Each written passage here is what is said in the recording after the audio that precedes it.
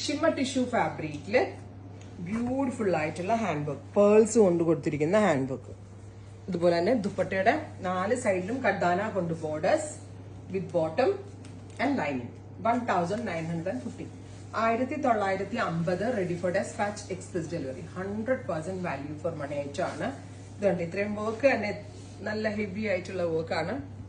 V shaped നെക്കിൽ ഇതുപോലെ തന്നെ വരുന്ന വർക്ക്. ദുപ്പട്ടയുടെ 4 സൈഡിലും കഡാന borders with bottom and lining. ഷിമ്മ ടിഷ്യൂ ആണ് നമ്മൾ ഇതിനകത്ത് ബോഡി ഫാബ്രിക്കും ദുപ്പട്ട ഫാബ്രിക്കും യൂസ് ചെയ്തിരിക്കുന്നത്.